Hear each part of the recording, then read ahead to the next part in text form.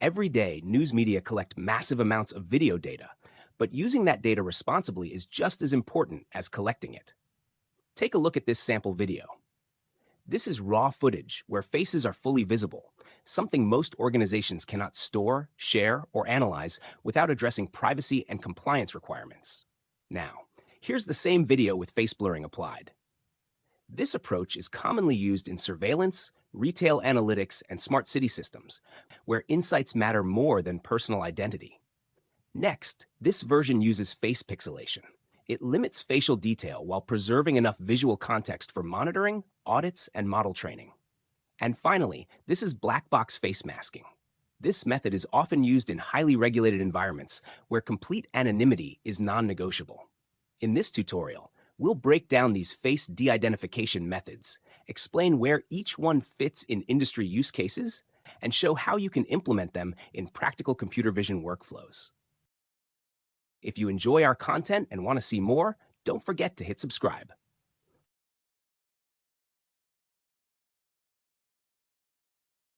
Hello everyone, welcome to this computer vision tutorial. In this tutorial, I am going to show you how you can use computer vision for face de-identification. So, what is face de-identification? Let's take an example video. As you can see, this is an example video of few people chatting together. So, if you want to remove faces from this video for privacy concerns, how you are going to do it? You don't need to do it manually, removing each face one by one, frame by frame throughout the video. You just need to follow this workflow and you can blur the faces in the video and keep the privacy at check. So in this cookbook I will show you how you can do it. You just need some component like a model for face detection. You can take any model, like I am using a unit model which is based on CNN architecture, and you just need to create a class which is a wrapper class which will use this face detection model to perform some de-identification methods like Gaussian blur, pixelation, or black box. Let's see how you can do that. Before going into tutorial, can you answer this simple question?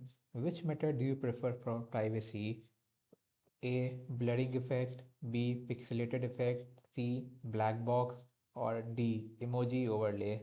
Answer your thoughts in comment section. For our first step, you need to download or clone a repo for face detection model.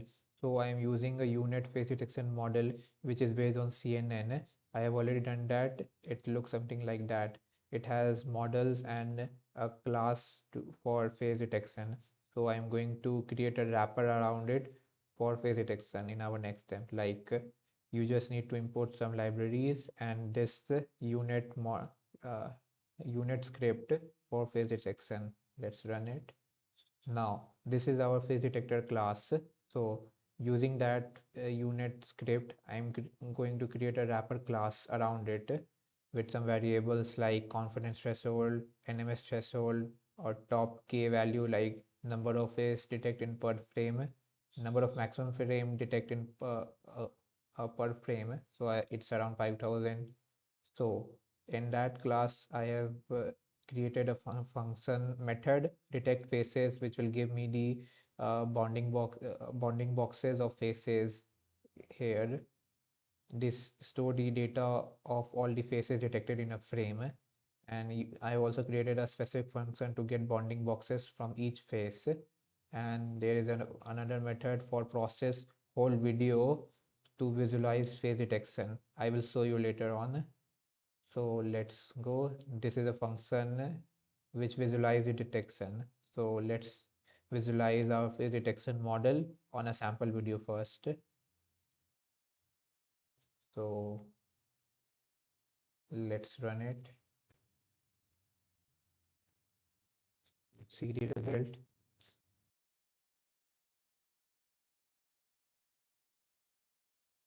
As you see, our model was able to detect the faces in the video perfectly. Now we just need to perform some algorithms to blur the faces in the video.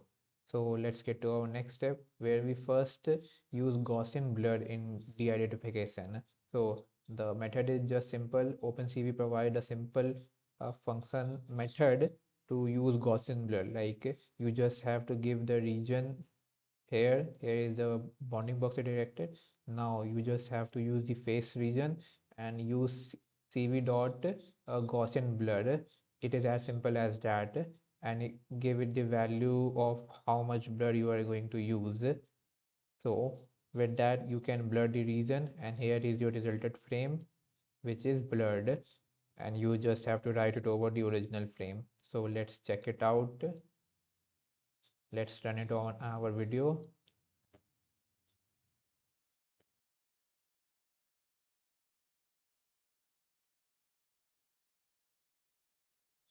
As you see the inference result, the Gaussian blur effect was great. We were able to hide the faces of individual completely. Now let's see another method where you can hide a person face. It's called pixelation de-identification. In this method, we will just uh, remove the smoothing effect of each pixel. Like if there is a pixel box of 100 pixel into 100 pixel, we will convert into a 10 into 10 pixel and put it back in the place of 100 pixel into 100 pixel. So we will lose much of the data in that face, and it will cause a unrecognizable effect of blurring. Let's check it out. Here I have just reduced the actual size by 10 for both width and height, and then again resize into 100 pixel into 100 pixel without any smoothing effect. Here this module help us in uh, performing converting 10 into 10 pixel into 100 into 100 pixel without any smoothing effect. So let's run this. Now let's run it on our sample video. So there was an error. So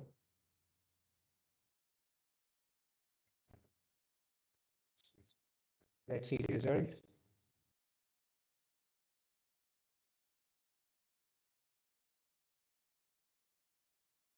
As you see the inference of pixelated de-identification, we were able to pixelate the faces in the video and not able to recognize the person face. So let's get to our next step of black box de-identification. It's a very simple method of privacy protection. Like we just re remove the actual face with a black box frame. So it has nothing to do with, you just put a rectangle of color black. Here is the value of black 000 in the face, in the place of face detection bounding boxes. So it's simple as that. Now let's run it.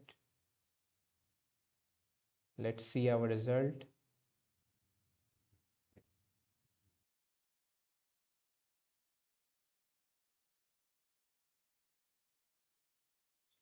As you see in the inference, it was as simple as that. We just remove the faces, and in place we add a black box frame.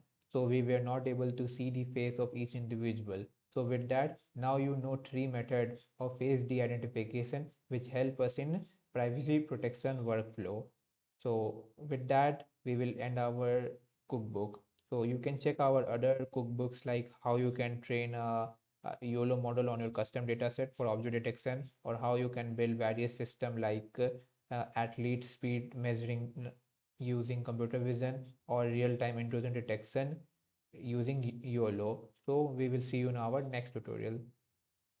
If you'd like to explore practical resources and hands-on examples, we've created a dedicated GitHub repository. It's filled with cookbooks covering computer vision, AI agents, and more. Link is in description.